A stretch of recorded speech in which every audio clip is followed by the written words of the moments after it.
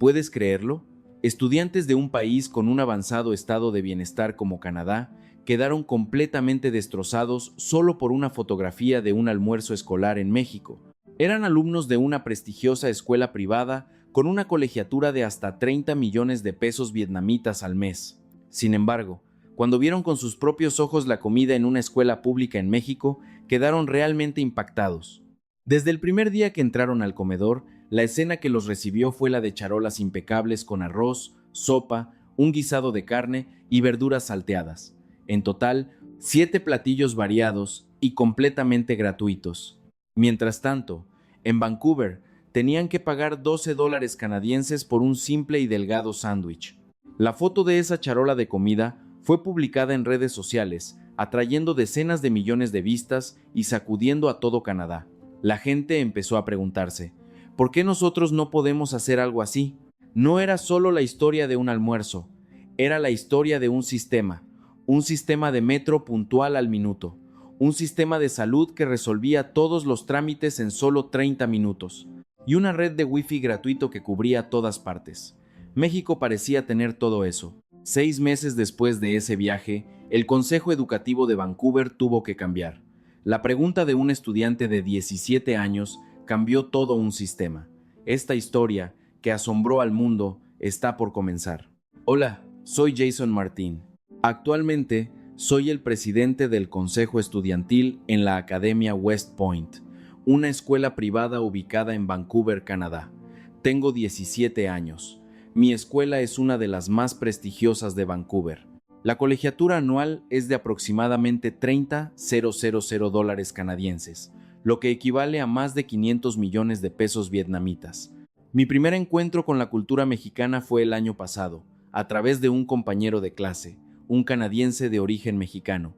La primera vez que fui a su casa, me invitaron a comer pozole rojo. El sabor picante, pero extrañamente adictivo, me hizo enamorarme de la gastronomía mexicana desde ese día. Sin embargo, si hablamos del país, México sinceramente no sabía mucho. En mi mente, era solo un país conocido por sus playas, sus tacos y sus sombreros. No pasaba de ahí. Soy un apasionado de las ciencias políticas. Mi mayor sueño es convertirme en miembro del Parlamento de Canadá. Por eso, siempre he sentido un inmenso orgullo por el sistema de bienestar de mi país. Atención médica completamente gratuita, una política multicultural abierta y una sociedad que valora la igualdad. Desde pequeño me enseñaron que Canadá es uno de los mejores países para vivir en el mundo. La escuela también nos inculcaba esa idea. Somos una nación con un estado de bienestar avanzado. Vivimos en un país donde todos son iguales. Todo comenzó hace 2 semanas. Todos los estudiantes fuimos reunidos en el gran auditorio. Cada año, en esta época, la escuela anuncia el destino del programa de investigación educativa en Asia. El año pasado, los estudiantes de último año fueron a Singapur y el año anterior a Japón. Todos esperaban con ansias. El director subió al podio y tomó el micrófono. Cuando anunció que el destino de este año había sido decidido, un murmullo recorrió el auditorio. El destino de este año es la capital, Ciudad de México, en México. De repente, todo el auditorio se sumió en un silencio sepulcral. Un silencio que duró unos segundos antes de que los susurros comenzaran a surgir por todas partes. ¿México? ¿No era Japón? ¿Por qué México? David, mi amigo sentado a mi lado, se giró hacia mí con una expresión de desconcierto. Jason, es México. ¿Por qué México? Yo mismo me sentía igual de confundido. El director continuó explicando que México es un país que ha logrado un crecimiento económico asombroso en las últimas décadas y que su sistema educativo también está atrayendo la atención mundial. Anunció que pasaríamos una semana de intercambio en la Escuela Preparatoria Benito Juárez en la Ciudad de México. Al escuchar la frase «escuela pública», la multitud volvió a agitarse. Nosotros, siendo estudiantes de una escuela privada, encontrábamos extraña la idea de un intercambio con una escuela pública. Apenas salimos del auditorio, los pasillos se llenaron de murmullos. ¿Por qué México? ¿No sería mucho mejor Japón o Singapur? ¿Qué tiene México aparte de sus playas y su comida? Honestamente, yo también me sentía decepcionado. Japón es un país desarrollado, famoso por su limpieza y seguridad. Singapur es un importante centro financiero de Asia, pero México, mi corazón no sentía la más mínima expectación. A la hora del almuerzo, me reuní con mi grupo de amigos en la cafetería de la escuela. Conversábamos mientras comíamos nuestros sándwiches. Aquí, cada sándwich cuesta $12 canadienses. David me dio un codazo. Jason, eres el presidente del consejo estudiantil. Haz algo. ¿No podemos cambiar el destino? Tuve que negar con la cabeza, explicando que todo ya estaba decidido y que la escuela había firmado un acuerdo con la Secretaría de Educación de allá. Emma, la estudiante con el mejor expediente académico de la escuela, preguntó con duda, ¿qué puede enseñarnos la Secretaría de Educación de México? Es una escuela pública. Seguramente el nivel será muy diferente al nuestro. Yo estaba de acuerdo con Emma. En Canadá, la brecha entre las escuelas públicas y privadas es muy marcada. Las escuelas privadas tienen instalaciones modernas y una baja proporción de estudiantes por maestro. Mientras tanto, las escuelas públicas a menudo carecen de presupuesto y sus instalaciones están algo deterioradas. Bueno, vayamos a ver qué tal. De todos modos, solo es una semana, dije para calmar a todos. Pero en el fondo de mi corazón no dejaba de preguntarme, ¿por qué México? ¿Por qué la escuela no eligió Japón o Singapur? Esa noche, al volver a casa, encendí mi computadora y comencé a buscar información sobre México, una población de casi 130 millones de personas, una economía en rápido crecimiento, grandes corporaciones y paisajes naturales impresionantes. Sin embargo, la información sobre el sistema educativo era escasa. La mayoría de los artículos hablaban sobre la presión de los exámenes de ingreso a la universidad, estudiantes que estudiaban hasta tarde, que corrían de un centro de tutorías a otro y un estrés extremo. ¿Qué se puede aprender yendo a un lugar así? Suspiré y cerré la computadora. Al día siguiente, la escuela organizó una sesión de orientación. El profesor a cargo del programa anunció el itinerario. Pasaremos una semana en la preparatoria Benito Juárez en la Ciudad de México. El primer día, recorrerán las instalaciones y conocerán a los estudiantes locales. A partir del segundo día, participarán directamente en las clases. Un estudiante levantó la mano y preguntó, ¿almorzaremos en la escuela? El profesor sonrió y asintió, diciendo que comeríamos la misma ración que los estudiantes mexicanos. Unas cuantas risas se escucharon. ¿Almuerzo en la escuela? Nuestra escuela no tenía un sistema de almuerzo masivo. Cada uno compraba su comida en la cafetería o traía su almuerzo de casa. David me susurró al oído, no sé cómo será la comida en una escuela pública de México, pero es mejor no esperar nada. La semana pasó volando. La noche antes de la partida, preparé mi equipaje, pasaporte, ropa, artículos de aseo, mi laptop y, por supuesto, el cargador. Soy muy activo en redes sociales. Mi cuenta de Instagram tiene unos 5,000 seguidores. Mi madre llamó a la puerta de mi habitación para preguntarme si ya estaba listo y cómo estaba el clima en la Ciudad de México. Le respondí que era otoño, que el clima era fresco y bastante similar al de Vancouver en ese momento. Mi madre sonrió y me acarició la cabeza. Diviértete, hijo. Abre tu mente a cosas nuevas. Asentí, pero sinceramente mi entusiasmo seguía en cero. La mañana de la partida, el autobús ya estaba estacionado frente a la escuela. Nuestro grupo estaba formado por 30 estudiantes y 3 profesores acompañantes. En el camino al aeropuerto, mis amigos discutían animadamente sobre qué harían al llegar. Tenemos que pasear por el centro histórico. Dicen que las compras allí son baratas. Yo solo miraba en silencio por la ventana. Si fuera Japón, probablemente estaría soñando con ir a un parque de diversiones en Tokio. Si fuera Singapur, pensaría en el complejo de Marina Bay. Llegamos al Aeropuerto Internacional de Vancouver, hicimos el check-in y pasamos por el control de seguridad. Mientras esperábamos en la puerta de embarque, publiqué una foto en Instagram con la leyenda «Rumbo a la Ciudad de México».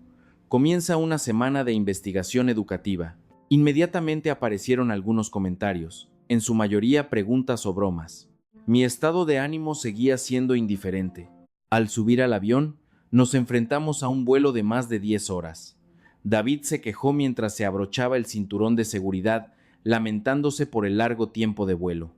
Después de terminar mi comida de avión, que consistía en pollo, vi un par de películas y me quedé dormido sin darme cuenta. Cuando desperté, escuché al capitán anunciar por el altavoz: «Damas y caballeros, nos estamos preparando para aterrizar en el Aeropuerto Internacional de la Ciudad de México. La hora local son las 4 p.m. Miré por la ventana.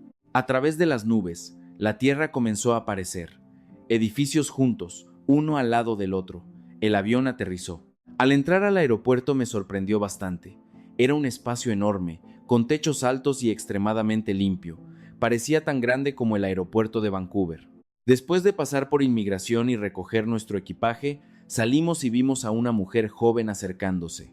Con un inglés fluido dijo: «Bienvenidos, estudiantes de la Academia West Point. Soy Sofía García, representante del Departamento de Intercambios Internacionales de la Secretaría de Educación Pública. Los acompañaré durante toda la semana». Seguimos a la señorita Sofía hasta un autobús que nos esperaba. El autobús comenzó a moverse. A través de la ventana, el paisaje suburbano dio paso a áreas urbanas bulliciosas. Altos edificios de apartamentos se alzaban uno al lado del otro. Coloridos carteles publicitarios. La señorita Sofía explicó que el trayecto desde el aeropuerto hasta el centro tomaría aproximadamente 1 hora. Hoy nos registraríamos en el hotel y descansaríamos. Mañana a las 9 a.m. En punto, partiríamos hacia la preparatoria Benito Juárez. El atardecer comenzó a caer. El cielo se tiñó de un vibrante color naranja. El autobús se deslizaba por una autopista elevada. Los rascacielos eran cada vez más numerosos. La señorita Sofía señaló hacia afuera y nos informó que estábamos pasando por la zona oeste de la Ciudad de México, uno de los nuevos y potentes centros económicos de la ciudad. Gigantescos letreros de luces LED brillaban. Un flujo constante de gente iba y venía, y las tiendas resplandecían con luces. Me quedé realmente asombrado. Este lugar estaba mucho más desarrollado de lo que imaginaba, para nada inferior a cualquier gran ciudad. El autobús se detuvo frente a un edificio moderno. Era la casa de huéspedes donde nos alojaríamos. El lugar estaba impecablemente limpio. Hicimos el check-in y recibimos nuestras habitaciones, 2 personas por cuarto. Compartía habitación con David. El cuarto no era muy grande, pero estaba muy ordenado, con 2 camas, un escritorio, un baño y una ventana con vistas a la resplandeciente Ciudad de México de noche. David se dejó caer en la cama quejándose del cansancio. Mientras deshacía mi maleta, pensaba vagamente: ¿qué veré a partir de mañana? ¿Cómo será realmente una escuela pública en México? Aún no tenía muchas expectativas. Solo deseaba que esta semana pasara rápido.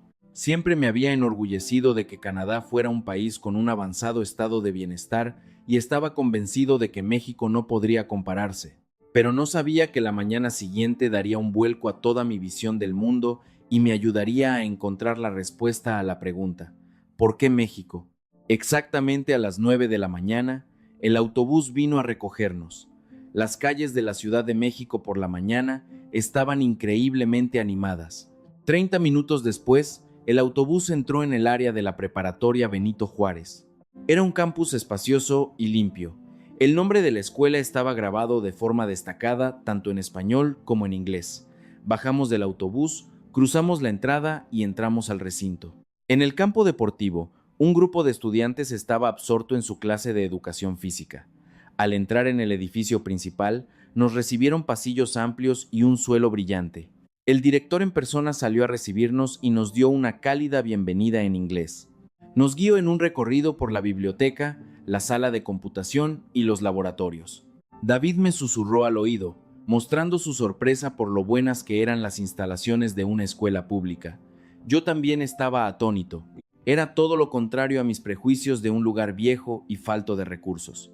De hecho, podía compararse con nuestra costosa escuela. Subimos al 3er piso y entramos a un salón de clases. Todos los estudiantes dirigieron su mirada hacia nosotros. Luego, estallaron en un sonoro aplauso. Nos sentamos en silencio en las filas del fondo para observar la clase de matemáticas. Cuando sonó la campana del receso, los estudiantes mexicanos se acercaron en masa. Un estudiante amable nos saludó en inglés. «Hola, soy Mateo». Sonreí y respondí: «Hola, soy Jason, de Vancouver, Canadá». Otros estudiantes también se acercaron para presentarse, muy abiertos y hospitalarios. La campana volvió a sonar, anunciando la hora del almuerzo. Mateo nos invitó a bajar al comedor. Al final del pasillo de la planta baja había una gran puerta. Al empujarla, un espacio enorme se abrió ante nosotros. Los estudiantes estaban haciendo fila ordenadamente. Nosotros también nos unimos a la fila. Al principio de la línea, había charolas de acero inoxidable apiladas. cada una dividida en varios compartimentos. Tomé una charola y avancé lentamente. Al llegar al mostrador de servicio, el primer compartimento se llenó con arroz a la mexicana caliente, el segundo con una sopa de lentejas reconfortante, el tercero con pollo en mole poblano, el cuarto con una ensalada fresca de nopalitos, el quinto con tortillas calientes, y la pequeña sección restante con una rodaja de sandía como postre. Llevé mi charola a una mesa y mis amigos se sentaron uno por uno. David preguntó con los ojos muy abiertos: ¿Podemos comer todo esto? Emma cuestionó: ¿Y todo esto es completamente gratis? Mateo, sentado en la mesa de al lado, se giró, sonrió y asintió. Así es, este almuerzo es gratuito. Todos los estudiantes de la escuela reciben exactamente la misma porción. Me quedé helado y pregunté sin pensar: ¿por qué es gratis? Mateo respondió con calma: porque los estudiantes necesitan estar sanos para estudiar. Si comemos bien y de forma nutritiva, podemos aprender mejor. Por eso, el Estado y la ciudad nos apoyan proporcionando este almuerzo. Miré alrededor de la mesa. Mis amigos tenían la misma expresión de shock. En Vancouver, tenemos que pagar de nuestro bolsillo el almuerzo. Cualquier cosa, desde un sándwich hasta unas rebanadas de pizza, cuesta alrededor de $12 canadienses. Y por supuesto, no incluye ningún acompañamiento. Pero aquí, todo era completamente diferente. Arroz, sopa, guisado, ensalada, tortillas y fruta. 6 cosas dispuestas ordenadamente en una charola. Y lo más importante, era gratis. Tomé mi cuchara y probé un bocado del arroz caliente. El sabor era excelente. Probé un poco de la sopa. El sabor rico y profundo se extendió por mi boca. Mis amigos también comenzaron a comer. Todos elogiaban lo delicioso que estaba y no dejaban de maravillarse de que no costara ni un centavo. Mirando alrededor del comedor, vi a cientos de estudiantes comiendo con charolas idénticas, con comida idéntica. Ya fueran estudiantes de familias adineradas o aquellos de entornos más humildes, aquí no había distinciones. Todos disfrutaban de una comida igualitaria. En Canadá, el escenario era completamente opuesto. Quien tenía dinero compraba comida en la cafetería. Quien no, traía su almuerzo de casa. Incluso había algunos que se saltaban el almuerzo. Pero en México, todo era equitativo. Mateo nos preguntó sobre la situación en nuestro país. Cuando supo que cada almuerzo costaba unos $12 canadienses, frunció el ceño. ¿Tan caro? Entonces, ¿qué pasa si un estudiante no tiene suficiente dinero? Cuando le conté que algunos tenían que traer su propia comida o pasar hambre, Mateo negó con la cabeza suavemente. Eso no es justo. Los estudiantes deberían ser tratados por igual, incluso en la comida. La frase, los estudiantes deberían ser tratados por igual, incluso en la comida, resonó en mi mente. Después de comer, llevamos nuestras charolas a la zona de recolección. Todo estaba claramente clasificado: restos de comida, charolas vacías, cucharas y tenedores, cada uno en su lugar. Al salir del comedor, me di cuenta de que esto no era simplemente proporcionar una comida. Era una filosofía. La filosofía de que todos los niños tienen el mismo derecho a una nutrición adecuada.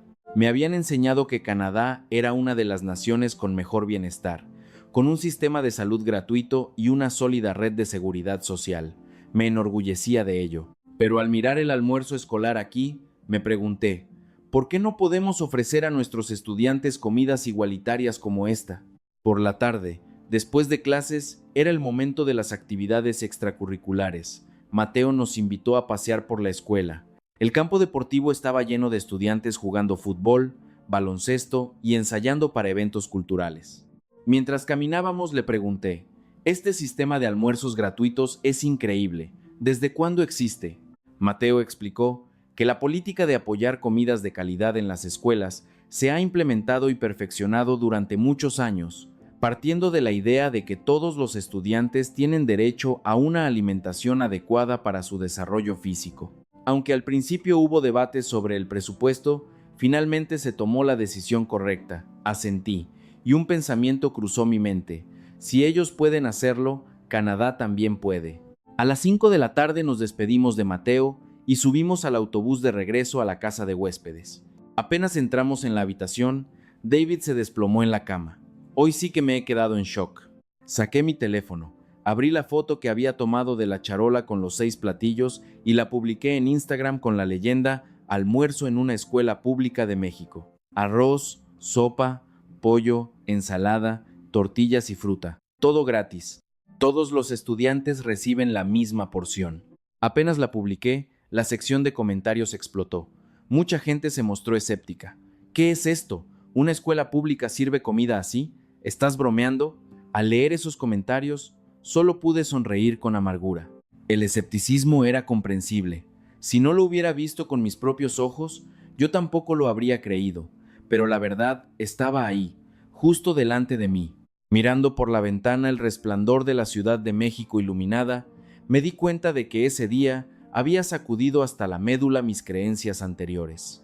Me enorgullecía del avanzado sistema de bienestar de Canadá, pero ahora me veía obligado a preguntarme ¿qué es el verdadero bienestar? ¿No es acaso garantizar que todos los estudiantes tengan un almuerzo igualitario la esencia misma del bienestar? Esa noche di vueltas en la cama sin poder dormir. La imagen de la charola de comida y las palabras de Mateo no dejaban de rondar en mi cabeza. Alrededor de las 2 de la madrugada, cogí mi teléfono. Las notificaciones de Instagram no paraban de llegar. La foto de la charola había atraído más de 200 comentarios y superado las 50,000 vistas. Para una cuenta donde cada publicación apenas alcanzaba las 500 vistas, esta era una cifra astronómica, más de 100 veces lo normal. Pero lo que más me sorprendió fue el contenido de los comentarios.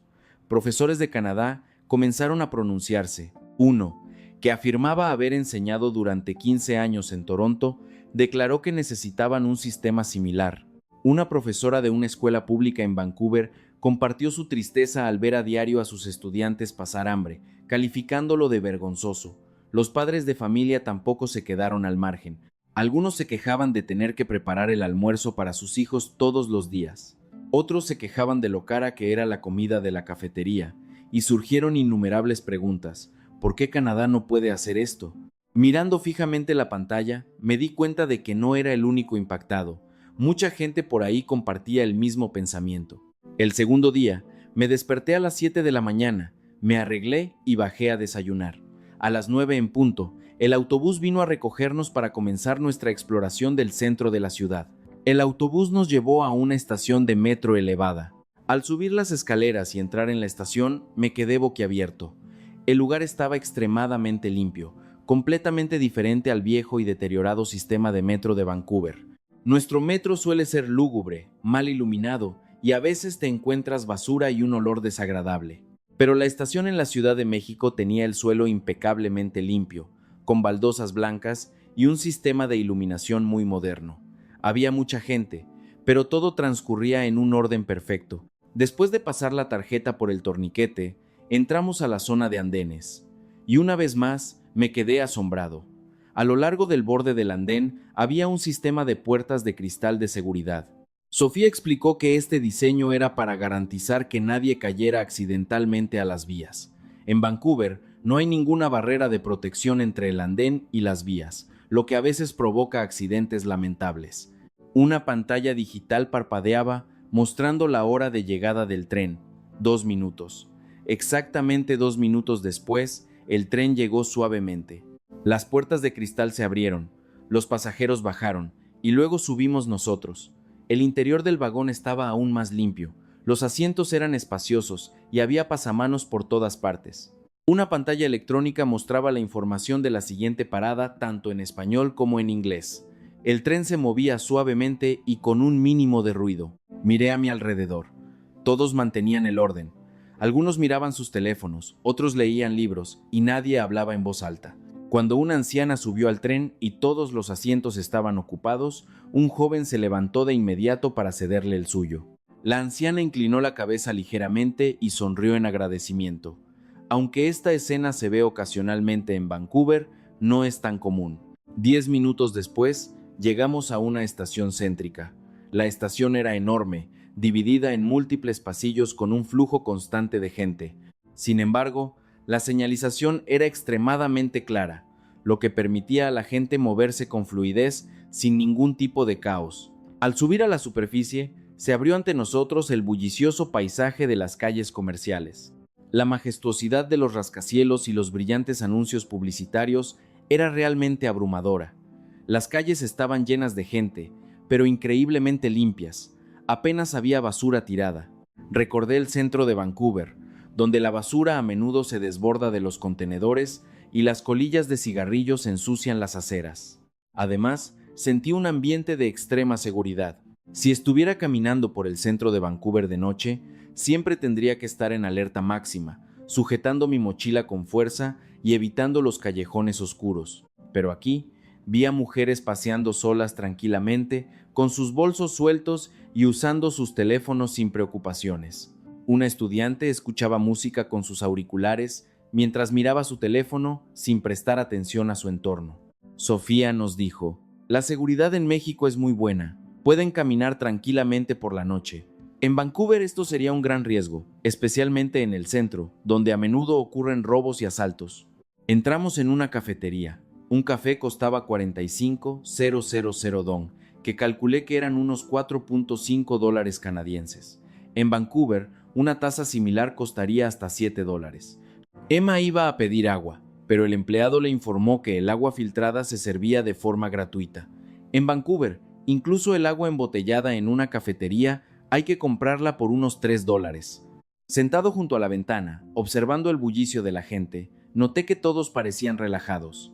Saqué mi teléfono y tomé una foto del interior del impecable vagón del metro con su sistema de puertas de seguridad. Luego, tomé otra foto de las animadas calles. Lo publiqué todo en Instagram con el comentario: "El sistema de metro aquí es más limpio, seguro y puntual que el de Vancouver. Si el letrero dice 2 minutos, el tren llega en 2 minutos. El sistema de puertas de cristal evita por completo los accidentes". Inmediatamente, las vistas se dispararon y llovieron los comentarios. Las personas que habían visto la publicación sobre el almuerzo del día anterior ahora seguían el desarrollo de mi viaje. Para el almuerzo, Sofía nos llevó a un restaurante. El delicioso aroma de la carne a la parrilla llenaba el aire. Miré el menú. Una porción de tacos al pastor, marinados y sabrosos, costaba solo unos 130,000 dong, equivalente a unos 13 dólares canadienses. Para tener una comida decente en Vancouver, tendríamos que gastar al menos 25 dólares. Después de ordenar, nos sirvieron los platos de carne chisporroteante acompañados de una gran variedad de salsas, cilantro, cebolla, limones y pepinos. En total, había hasta 6 tipos diferentes de acompañamientos. Cuando le pregunté al camarero, respondió amablemente: "Todos estos acompañamientos son gratuitos y pueden pedir más las veces que quieran". Volví a mirar a mis amigos con los ojos muy abiertos. Otra vez gratis, desde el almuerzo escolar hasta los acompañamientos en el restaurante. En Vancouver, olvídate de los acompañamientos. Incluso por el agua o un trozo de pan hay que pagar, sin mencionar la propina para el servicio. Envolvimos la carne en tortillas con todas las guarniciones y la mojamos en una salsa picante. La explosión de sabores en mi boca fue increíble. Todo estaba tan delicioso que pedimos más acompañamientos 2 veces. Al pagar la cuenta para nuestro grupo de 4, el total fue de solo unos 520,000 dong, es decir, unos 52 dólares canadienses. Con esta cantidad de comida, en Vancouver la cuenta habría ascendido fácilmente a 120 dólares, y eso sin contar las bebidas, los acompañamientos y la propina. Al salir del restaurante, inmediatamente tomé una foto de la cuenta y la comida y la publiqué en las redes sociales. Un almuerzo perfecto con carne a la parrilla y 6 acompañamientos. Los acompañamientos adicionales son gratis, el agua también, todo por solo unos 13 dólares por persona. Las vistas saltaron inmediatamente a más de 100,000, estableciendo un nuevo récord en mi cuenta. Por la tarde, paseamos por las bulliciosas zonas comerciales. El flujo de gente era incesante. Entramos en una tienda de conveniencia impecable. Una botella de agua costaba menos de 1 dólar canadiense, mientras que en Vancouver cuesta 3. Un snack costaba solo 1.5 dólares, mucho más barato que el sándwich de 8 dólares de mi país. Me dediqué a fotografiar las etiquetas de precios, los puestos y la disposición de las tiendas para registrarlo todo. Al regresar a la casa de huéspedes por la noche, estaba agotado, pero al revisar mi teléfono, me desperté de golpe. Mis publicaciones se estaban volviendo virales a una velocidad vertiginosa. Las vistas Habían alcanzado las 500, 000 y miles de comentarios llegaban sin parar. Si al principio había escepticismo, ahora que mis amigos David y Emma también empezaron a compartir videos del metro y de los precios en las tiendas de conveniencia, todo explotó. La historia se estaba extendiendo por todo Canadá y la reacción de la gente también cambió. Empezaron a sentir curiosidad. ¿Dónde está este país? Expresaron su deseo de visitarlo y no dejaban de preguntar ¿por qué Canadá no puede hacer lo mismo? Personas con 30 años de experiencia en el sector educativo contaban conmovidas historias de niños que pasaban hambre. Padres se quejaban del enorme costo de los almuerzos, que ascendía a $150 canadienses al mes. Mirando la pantalla, comprendí que esto ya no era el diario de viaje de una persona. Estaba encendiendo las chispas del cambio. Contemplando la deslumbrante Ciudad de México bajo las luces de la noche, me di cuenta de algo fundamental. Solía creer que Canadá era la nación del bienestar por excelencia, pero al mirar a México, me di cuenta de que el verdadero bienestar no reside en eslóganes vacíos. Reside en un sistema que funciona sin problemas, un sistema que proporciona comidas igualitarias a los estudiantes, un sistema de transporte público limpio y seguro, y un sistema de precios asequibles para que todos puedan pagarlos. México poseía todo eso. Cerré los ojos y me pregunté qué más descubriría mañana. En la mañana del tercer día, nuestro itinerario consistía en explorar áreas más alejadas del centro. Sofía nos guió hasta una estación de metro. Esta vez, experimentamos un transbordo. El concepto de transbordo era bastante nuevo para mí, ya que el sistema en Vancouver solo tiene 3 líneas simples y rara vez es necesario cambiar de tren. Al entrar en la impecable estación, usamos una tarjeta de transporte inteligente con un simple toque.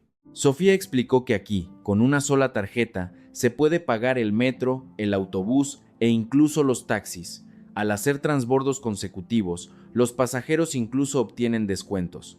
Esto es algo que no existe en Vancouver, donde los autobuses y el metro tienen sistemas de cobro separados y no hay políticas de descuento por cambiar de medio de transporte. En el andén, la pantalla electrónica indicaba que el tren llegaría en 3 minutos, y efectivamente, exactamente 3 minutos después, el tren se deslizó hacia la estación. La precisión se repetía a la perfección, igual que el día anterior. El metro en Vancouver es lo opuesto. Si dice 5 minutos, a veces tarda 7 en aparecer. Si dice 10 minutos, hay que esperar 15. Los retrasos son el pan de cada día. Subimos al tren en hora pico. Estaba lleno de gente, pero no había empujones. La gente subía con calma. Quienes no encontraban asientos se agarraban de los pasamanos y se mantenían de pie ordenadamente. El tren se movía suavemente por una vía elevada, cruzando puentes que conectaban las dos orillas de un río. El paisaje matutino de la ciudad se desplegaba con sus edificios de apartamentos, oficinas y el agua brillante reflejando la luz del sol. Después de varios transbordos fluidos, gracias a la clara señalización, llegamos a la bulliciosa zona del centro histórico. Paseamos por calles intrincadas, llenas de turistas extranjeros y tiendas coloridas. Aunque solo eran las 11 de la mañana, la vida ya era increíblemente vibrante. Mientras caminaba, pensé en silencio que la red de metro y autobuses aquí, aunque a primera vista parece compleja con sus innumerables rutas y paradas, es en realidad extremadamente fácil de usar. La señalización es clara, los anuncios son bilingües y los transbordos son sencillos. En Vancouver, el sistema es simple pero frustrante por su baja frecuencia, sus constantes retrasos y la necesidad frecuente de tomar un autobús para llegar al destino final. A la hora del almuerzo, Sofía nos llevó a un famoso restaurante de enchiladas. La cocina, acristalada, era transparente y limpia, y los comensales podían ver a los chefs trabajar con destreza. Un plato de enchiladas suizas, generoso y cubierto de una salsa cremosa, costaba alrededor de 100,000 dong, menos de $10 canadienses. Una comida comparable en Vancouver costaría más de $20. El plato humeante venía acompañado de una guarnición de frijoles refritos y crema fresca. Comíamos y elogiábamos la comida. Al ver que nuestra guarnición se agotaba, un empleado se acercó proactivamente a preguntarnos si queríamos más. Y por supuesto, también era completamente gratis. La cuenta para 4 personas fue de apenas $40 canadienses. Una cifra que en nuestro país seguramente se habría disparado a cientos de dólares. No olvidé guardar una foto de la cuenta y subirla a Instagram. Por la tarde, nos dirigimos al Zócalo y al Templo Mayor, un majestuoso complejo de ruinas históricas. Aunque solo era un medio de transporte, me di cuenta de que el transporte público es la sangre vital de esta ciudad. Conecta a las personas y mantiene el pulso de la vida en movimiento. Cumple su función de manera excelente, limpio, seguro, puntual y con tarifas increíblemente baratas, apenas la mitad del precio de un boleto básico en Vancouver. Al salir a la superficie, el espacio histórico del Zócalo se erigía imponente. Capas de arquitectura tradicional cuidadosamente preservadas, rodeadas de turistas bulliciosos, algunos vestidos con trajes tradicionales para tomarse fotos. Sofía nos habló con entusiasmo sobre los cientos de años de historia de este lugar. De pie entre los antiguos muros de piedra, mirando a lo lejos los rascacielos de cristal, realmente admiré cómo esta ciudad armoniza lo antiguo con una modernidad arrolladora. Dejando el Zócalo, continuamos en autobús y a pie hasta la zona del parque de Chapultepec. El lago era vasto, con árboles frondosos a sus orillas, gente en bicicleta, corredores, personas bebiendo tranquilamente un refresco junto al lago. El viento soplaba fresco. A lo lejos, los rascacielos brillaban, reflejándose en el agua. De pie, inmóvil, reflexioné sobre cómo habíamos llegado hasta aquí. Nos habíamos movido completamente en transporte público, a través de varios transbordos, sin ningún esfuerzo, simplemente siguiendo las señales. En Vancouver, moverse en transporte público a lugares como este es una tortura. Saqué mi teléfono y tomé una foto del atardecer sobre el lago, junto con un mapa del complejo pero perfectamente conectado sistema de autobuses y metro. Escribí: el sistema de transporte público es la arteria vital de la ciudad. Puedes ir a cualquier parte. Limpio, seguro, puntual y extremadamente barato. Los comentarios volvieron a dispararse. Todos estaban asombrados y se hacían la misma pregunta: ¿por qué Canadá no puede hacer esto? Esa era también la pregunta que gritaba en mi mente.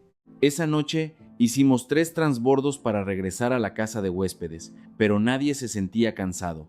Tumbado en la cama, recordando un día agotador recorriendo 6 rutas de transporte diferentes, sin perderme ni sentirme frustrado ni una sola vez, comprendí el poder de un sistema que funciona sin problemas. Un buen sistema puede elevar la calidad de vida de las personas. Solo el sistema de transporte es suficiente para cambiar la cara de toda una metrópoli. Ciudad de México, con sus millones de habitantes, permite a la gente moverse con facilidad, mientras que Vancouver, con una fracción de la población, hace que el transporte público sea una fuente de frustración por su deterioro y alto costo. Mi teléfono parpadeó. La publicación había superado el 1.000.000 de vistas y tenía más de 10,000 comentarios. La gente había pasado del escepticismo al cuestionamiento. Miré el brillante paisaje nocturno de la Ciudad de México y pensé en silencio que la verdadera fuerza de este país es su sistema. La mañana del 4.º día, el itinerario era una excursión a las pirámides de Teotihuacán. Sin embargo, apenas una hora después de que el autobús saliera del centro de la ciudad, tuvo que detenerse de repente. Se oía un revuelo en la parte trasera del autobús. Sofía se levantó rápidamente, habló con el conductor y luego se volvió hacia nosotros, con una expresión preocupada. Emma se había resbalado en las escaleras del autobús al intentar ir al baño y se había torcido el tobillo. Su tobillo estaba hinchado. Sofía decidió que debían llevarla a un hospital de inmediato. El autobús cambió de dirección y tardó unos 20 minutos en llegar a un gran hospital internacional privado. Yo, David y Sofía ayudamos a Emma a entrar en la sala de emergencias, mientras los demás esperaban en el autobús. Apenas llegamos al mostrador de recepción, una enfermera nos preguntó amablemente en inglés sobre la situación. Menos de 5 minutos después, la enfermera regresó y guió a Emma a una sala de examen.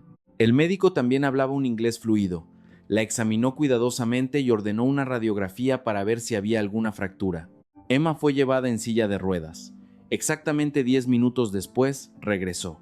El médico miró la radiografía y anunció con calma: afortunadamente, no hay fracturas, solo un esguince de ligamentos. Necesitará limitar el movimiento durante 2 semanas y estará bien. El médico le recetó analgésicos, antiinflamatorios, un parche analgésico y le indicó que usara una tobillera. Nos dirigimos a la farmacia en la planta baja. El personal preparó rápidamente los medicamentos y la tobillera. Cuando vi la cuenta, me quedé con los ojos abiertos. El total era menos de 600, $000, equivalente a unos $30 canadienses. Miré a Sofía, y ella sonrió y asintió confirmando. ¿Y en Vancouver? Canadá es famoso por su política de atención médica completamente gratuita. Sin embargo, las salas de emergencia en Vancouver están siempre saturadas. El tiempo de espera promedio es de 3 a 5 horas, a veces incluso hasta 10. Esperar para una radiografía y obtener los resultados también lleva una eternidad. Pero aquí, todo el proceso, desde la admisión hasta la obtención de los medicamentos, se completó en apenas 30 minutos y el costo fue increíblemente bajo, unos $30 canadienses por una experiencia de servicio excelente, rápida y asequible. Este sistema de salud había logrado los dos elementos más perfectos. Emma, con su tobillera, caminaba con un poco de dificultad, pero su ánimo se había estabilizado. Regresamos al autobús. Nuestros compañeros se agolparon para preguntarle cómo estaba. Me senté. Mi mente daba vueltas. Canadá siempre se ha enorgullecido de su atención médica gratuita. Yo también me sentía orgulloso de eso, porque los pobres también reciben atención médica. Pero al ver cómo funcionaba en México, mi forma de pensar cambió. Gratuito es bueno, pero la velocidad también es crucial. Hacer que un paciente espere con dolor durante 10 horas, ¿es eso realmente bienestar? Aquí, la atención médica tenía un costo, pero era muy barata, increíblemente rápida y eficiente. Debido a la lesión de Emma, el viaje a Teotihuacán tuvo que cancelarse. El autobús regresó al centro de la Ciudad de México. Ese mediodía fuimos a un tradicional restaurante de pozole cerca de la escuela. Un tazón de pozole lleno de carne de cerdo tierna costaba menos de 50,000 don. Venía acompañado de platos de lechuga fresca, rábanos, orégano, chile en polvo y limones. Mientras comíamos, recapitulé lo que había experimentado: almuerzos escolares gratuitos, un sistema de transporte superior, servicios de salud ultra rápidos. Todos los sistemas aquí estaban optimizados a un nivel increíble. Canadá tiene políticas excelentes, pero su efectividad se está quedando atrás. Saqué mi teléfono y tomé una foto de cerca del recibo del hospital con la cifra equivalente a $30 canadienses. Conté la historia del esguince de Emma. Todo el proceso de examen, radiografía y obtención de medicamentos en solo 30 minutos. Hice una comparación directa. En Canadá es gratis, pero hay que esperar de 3 a 5 horas. Aquí cuesta $30, pero solo toma 30 minutos. Inmediatamente se desató un terremoto en mi perfil. 30 minutos incluyendo una radiografía por $30. ¡Qué vergüenza para el sistema de salud de Canadá! El número de vistas se disparó. Lo más notable fue la aparición de médicos y enfermeras en los comentarios.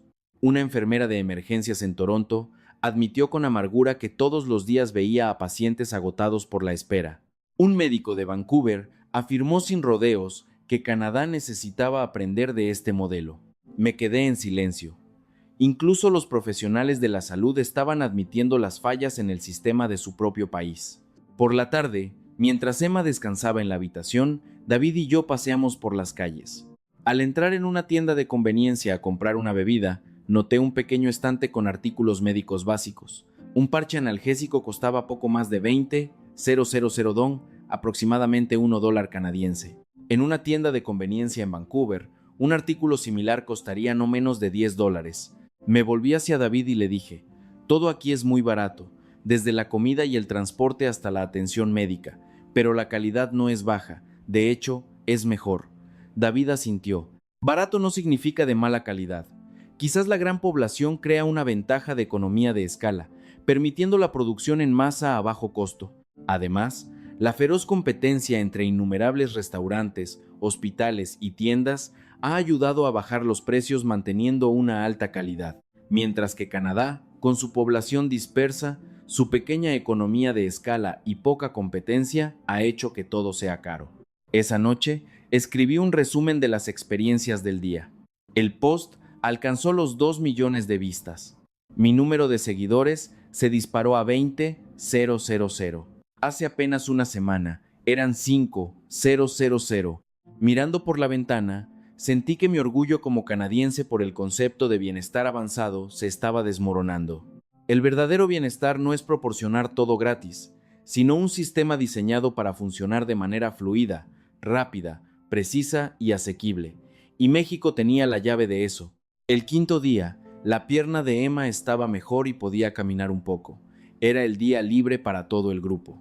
Sofía nos indicó que podíamos hacer turismo por nuestra cuenta por la mañana y que nos encontraríamos por la tarde en un enorme complejo de librerías en un centro comercial. Yo, David y Emma tomamos el metro hasta un bullicioso complejo comercial. Apenas salimos a la superficie, lo que me dejó atónito fue la cobertura de Wi-Fi público en todas partes. Mi teléfono mostró una conexión a la red de Wi-Fi de la ciudad, completamente gratuita. La velocidad de descarga era increíblemente rápida. En Vancouver, el Wi-Fi público es un lujo, disponible principalmente en bibliotecas o algunas cafeterías. En la calle, es obligatorio usar datos móviles caros, pero en la Ciudad de México, ya sea en una estación de metro, una parada de autobús, en la calle o en un parque, el Internet se proporciona de forma gratuita. Caminamos por calles animadas, llenas de tiendas de moda y restaurantes. Al pasar por un restaurante de comida rápida, me fijé en las máquinas de autoservicio para hacer pedidos. La gente interactuaba con las pantallas táctiles rápidamente. Entramos a probar. El local tenía varias máquinas con soporte multilingüe, incluyendo español, inglés, chino y coreano. Seleccioné inglés y la pantalla mostró imágenes y descripciones detalladas de cada platillo. Elegí una porción de pollo frito con papas y un refresco. La pantalla de pago mostró un total de unos 100,000 dong. Usé mi tarjeta para pagar sin contacto. Sonó un pitido y se imprimió el recibo con mi número de orden. 10 minutos después, un empleado nos llevó la bandeja de comida a la mesa, sin necesidad de esperar a que gritaran nuestro nombre. La conveniencia de este sistema de autoservicio era asombrosa. Rompía las barreras del idioma, permitiendo que las personas que no dominaban el idioma local pudieran ordenar fácilmente sin la presión del tiempo. En Vancouver, estas máquinas se encuentran principalmente en algunas grandes cadenas de comida rápida, pero la mayoría de los restaurantes todavía usan personal para tomar los pedidos. Pero en la Ciudad de México, desde pollerías y cafeterías hasta tiendas de snacks, el sistema de autoservicio se ha infiltrado en todos los rincones. La digitalización realmente se ha arraigado en la vida cotidiana. Después de comer, entramos en una tienda de conveniencia. Esta tienda incluso tenía un sistema de autopago. Los clientes escaneaban ellos mismos los códigos de barras de los productos, la pantalla mostraba el precio y luego pagaban con tarjeta o teléfono móvil. Tomé una botella de agua, la escaneé y pagué sin la ayuda de ningún empleado. Al salir de la tienda, no pude evitar maravillarme de la increíble velocidad de la digitalización aquí, algo que en Vancouver todavía no es muy común. Por la tarde, nos dirigimos al enorme centro comercial para reunirnos. El pasaje subterráneo era increíblemente espacioso, moderno y limpio. Al entrar en el complejo de librerías y espacio cultural, quedé completamente abrumado. Estanterías altísimas llegaban hasta el techo, rodeando todo el espacio. Decenas de miles de libros estaban expuestos de forma atractiva. En la zona central, la gente leía en un ambiente tranquilo. Incluso Emma tuvo que exclamar de asombro. Nos abrimos paso entre estanterías de todos los géneros, desde libros en español hasta en inglés. En una zona dedicada a la experiencia digital, había numerosas tabletas disponibles para que la gente leyera libros electrónicos de forma totalmente gratuita. Probé una de las tabletas, seleccioné un libro en inglés y lo experimenté. Era increíble que una biblioteca pública ofreciera un servicio de libros electrónicos gratuito en el lugar, sin necesidad de registrarse y esperar eternamente como en el sistema de bibliotecas de Vancouver. Sofía nos llamó para reunirnos y nos preguntó sobre nuestra experiencia de la mañana. Le contamos con entusiasmo sobre los sistemas de autoservicio, los pagos automáticos y el Wi-Fi público. Sofía sonrió con orgullo. México está impulsando fuertemente la transformación digital. La infraestructura de Internet aquí es una prioridad. Proporcionar Wi-Fi público es parte de ese esfuerzo, porque Internet se considera un derecho básico. Todos tienen derecho a acceder a esta fuente inagotable de conocimiento. Un derecho básico. Esa frase se grabó en mi mente. En Vancouver, Internet es un producto comercial de lujo. Un plan de datos ilimitado mensual cuesta más de $100 canadienses. Pero en México, Internet se considera un derecho, y el Estado facilita las condiciones para que todos puedan conectarse. Para la cena, Fuimos al área de comida en el sótano. El proceso de ordenar a través de una pantalla de autoservicio fue fluido, eliminando las largas filas. Volví a sacar mi teléfono y tomé fotos del sistema de autoservicio, el mostrador de autopago y las tabletas en la librería. Lo publiqué en las redes sociales con el mensaje: México es un faro de la transformación digital, wifi gratuito en todas partes, tabletas para leer gratis. Aquí Internet se considera un derecho básico al que todos tienen acceso. La sección de comentarios volvió a estallar. ¿Internet es un derecho básico? ¿Por qué en Canadá es tan caro? ¡Qué envidia! Incluso profesionales de la industria de TI se unieron a la conversación. Un programador de Vancouver admitió que la infraestructura de red de Canadá estaba muy atrasada. Un empleado de tecnología en Toronto afirmó que Canadá necesitaba mirar a México y aprender. De hecho, la transformación digital aquí no era solo una cuestión de tecnología, sino de igualdad. Las máquinas de autoservicio eliminaban las barreras del idioma. El Wi-Fi público derribaba las barreras económicas y los libros electrónicos rompían las barreras espaciales. La tecnología estaba creando una sociedad más igualitaria. Esa noche, me acosté con las manos detrás de la cabeza. Mañana era el último día. En 5 días, había presenciado almuerzos escolares igualitarios, una red de metro superior, un sistema de salud barato pero ultra rápido y una infraestructura digital impresionante. Todo esto conformaba un sistema completo. Un buen sistema crea igualdad y brinda comodidad a todos. Canadá es un país de bienestar, pero ahora entendía que el verdadero desarrollo no se encuentra en elogios vacíos, sino que debe demostrarse con un sistema que funcione en la práctica. La mañana del 6º y último día de nuestro viaje, gracias a la enorme difusión de mis publicaciones en redes sociales, recibimos una invitación para asistir a una reunión en la autoridad educativa de la ciudad. El vehículo nos llevó a un moderno edificio administrativo. Al entrar en la sala de reuniones, nos esperaban numerosos representantes de la Secretaría de Educación y planificadores de políticas. Un representante se levantó para presentarse. Sonrió y dijo que había estado siguiendo mis publicaciones y que estaba muy contento de ver el gran impacto que habían tenido. Comenzó a presentar la política de apoyo a los almuerzos escolares. Iniciada hace muchos años, esta política se había enfrentado al escepticismo por cuestiones presupuestarias. Sin embargo, con determinación, la ciudad estableció el principio de que todos los niños, independientemente de su origen rico o pobre, tienen derecho a comidas nutritivas en el entorno educativo. Gráficos y cifras aparecieron en la pantalla, demostrando los esfuerzos por mejorar la calidad a través de una gestión estricta de los alimentos, la asignación de nutricionistas y la modernización de las cocinas. Decenas de miles de estudiantes se beneficiaban de esta política cada día, con un presupuesto enorme invertido. Sin embargo, el valor que aportaba era incalculable. La salud de los estudiantes mejoraba, la carga financiera de los padres se reducía y, lo más sagrado de todo, la discriminación en las comidas se eliminaba por completo. Eliminar la discriminación. Eso era lo que más me obsesionaba al pensar en los almuerzos jerárquicos de ricos y pobres en Vancouver. Otro representante compartió con emoción: nuestro país pasó por un periodo extremadamente difícil después de la revolución. El hambre y la pobreza nos asediaron. Muchos niños no podían ir a la escuela, sufrían de desnutrición. Por eso, entendemos profundamente el dolor de la pobreza y la desigualdad. Nos propusimos firmemente no dejar que las generaciones futuras sufran esa miseria de nuevo. Cada niño debe comer bien y recibir una educación adecuada. La frase "no dejar que las generaciones futuras sufran esa miseria" fue como una descarga eléctrica que sacudió mi mente. Este país recordaba las heridas de su pasado y las usaba como motor para construir un sistema que protegiera a las generaciones futuras. El almuerzo escolar era la encarnación de ese gran esfuerzo.